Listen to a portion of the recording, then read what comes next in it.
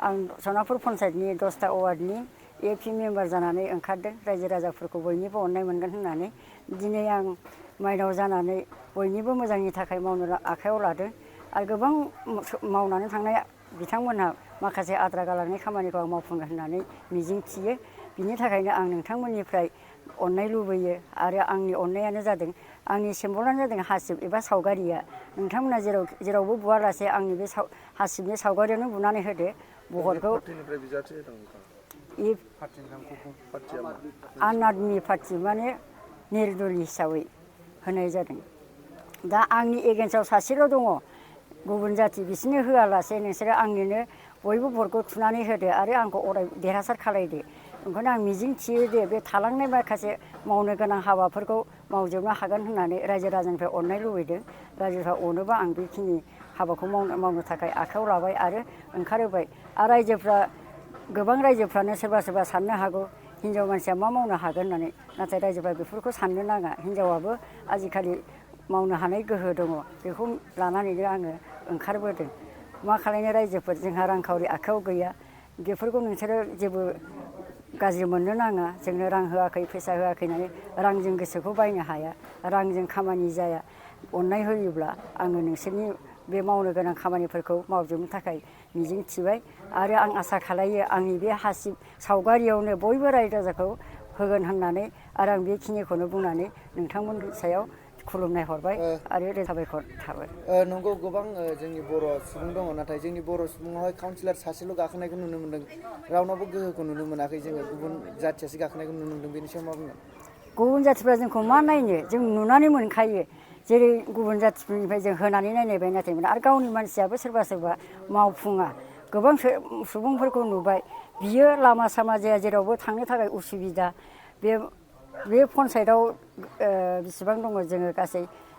27 गामि दङ बे गामियाव गासिबो थाबनानै नायजोब्बाय आङो मोनसेबो लामा मोजां गैया गासिबो आदा उदा जानानै दंजोबो बबेबा लामायाव हाखरनि थाखाय जों बारलांनोनो हायाखै थेवबो जोङो खस्थ' मस्थ' बारनानै नायबोजोब्बाय दा बेफोरखौनो आं सानबाय जे बे एपि मेम्बाराव आं जुदि देरहामारोबा नोंथांमोननि अननायाव आङो बेफोरखौ गासिबो मोनसे मोनसे मावजोबनो थाखाय थांखि लागोन नोंथांमोना मा सानो आंथ' जेबो मोनथिया खिन्थु आंनि मिजिङाव दङ नोंथांफोरनि अननाय मोनोबा बेफोर खामानिखौ आं जेब्लाबो जाफुंहोगोन बेनो आंनि रायजोफोरनि अननाय लुबैनाया आंनि हासिब सावगारिखौ मालाबाबो दाबावजे नोंसोरो बुनो आरो बैसां जाथिफोर बिसोरथ' जोंखौ सैखाया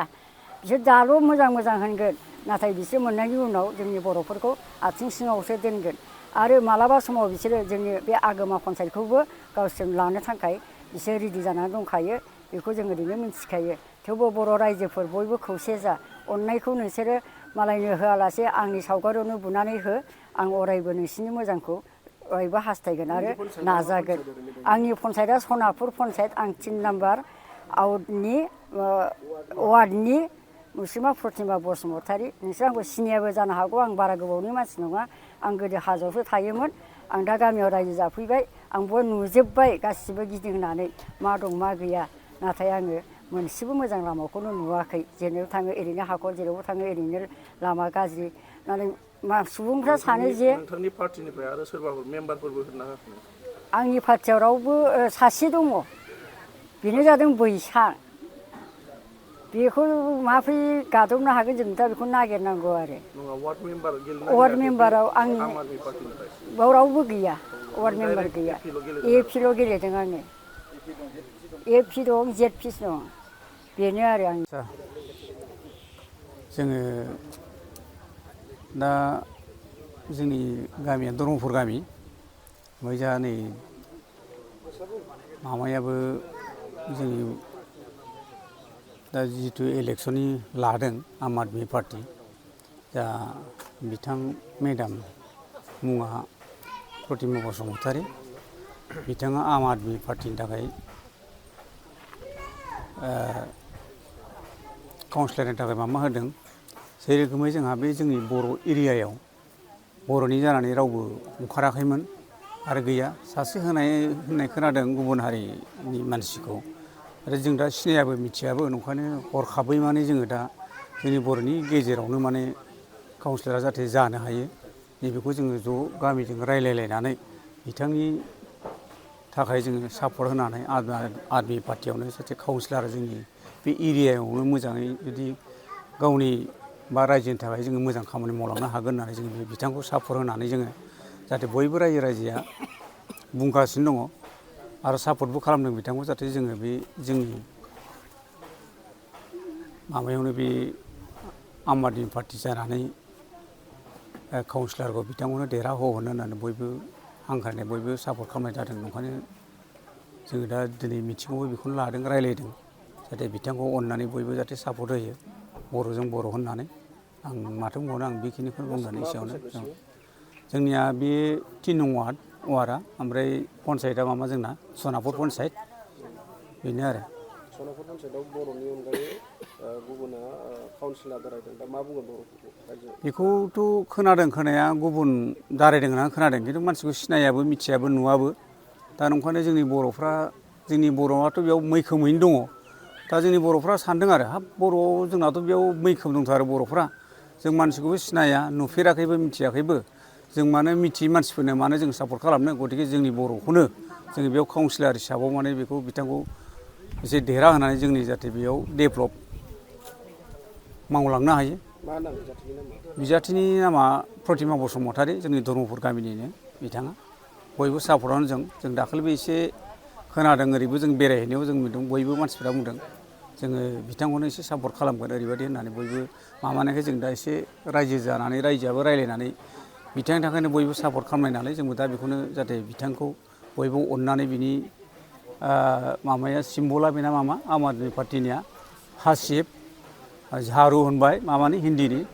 असमियानि बार'नि होनना बुङो बर'नि हासिब जाहैबाय दा बेयाव माने जाहाथे बयबो रायजो राजाफोरा भट होयो खावलायनाय थाबाय आरो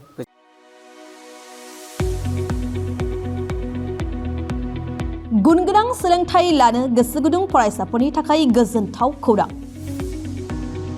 क'क्राझारनि बालागाव सेन्ट आन्स कलेजाव 2025-26 बोसोरनि थाखाय गोदानै मुं थिसननाय हाबाफारिया जागायबाय। HS थाखोआव आरो FYUG थाखोआव फरायसाफोरनि गोदानै मुं थिसननाया सोलिगासिनो दं। क'क्राझारनि साहा बालागावआव थानाय सेन्ट आन्स कलेजनि HS थाखोआव कमार्स आरो आर्ट्स स्ट्रिमाव इंलिश मिडियामाव गोदानै मुं थिसननाया सोलिगासिनो दं आरो बेजों लोगोसे FYUG एबा 4-year आन्डार ग्रेजुएटनि थाखायबो कमार्स आरो आर्ट्सआव गोदानै मुं थिसननायाबो जागायबाय। FYUGनि आर्ट्सनि थाखाय English Bodo' Assamese political science education economics history आरो ससिय'लजि आयदायाव मेजर लानानै सोलोंथाइ लानो हागोन आरो BComनि थाखाय फाइनान्स एकाउन्टेन्सि मार्केटिं मेनेजमेन्ट आरो HR मेनेजमेन्ट आयदायाव मेजर लानानै सोलोंथाइ लानो हागोन। गुन गोनां फोरोंगिरिफोरनि सोलोंथाइ होनायजों लोगोसे बेवहाय बायदि उफ्रा सोलोंथाइबो होनाय जायो जेरै computer class spoken English course आरो गुबुन सार्टिफिकेट कर्सफोरनिबो सोलोंथाइ लानो खाबु होनाय जायो। बे कलेजाव स्पर्ट्स फेसिलिटिज लाइब्रेरी फेसिलिटिज वाइफाइनि फोनांजाब राहाजों इन्टारेक्टिभनि राहा आरो smart board classroom air condition computer lab आरो बेजों लोगोसे माखासे फरायसाफोरनो रिमिडियल क्लासनिबो खाबु होनाय जायो। हौवा आरो हिन्जावफोरनि थाखाय आलादा आलादा हस्टेलनिबो सुबिदा दं। जायफोर फरायसाफोरा गुन गोनां सोलोंथाइ लानो गोसो गुदुं नोंथांमोना क'क्राझार बालागावआव थानाय सेन्ट आन्स फरायसालिमायाव मुं थिसननो हासिगोन। गोबाङै मिन्थिबावनो थाखाय नैबे जानबुं एबा कन्टेक्ट नं 6003786924 आव जगाजग खालामदो एबा सुलाद लाहरनो हागोन।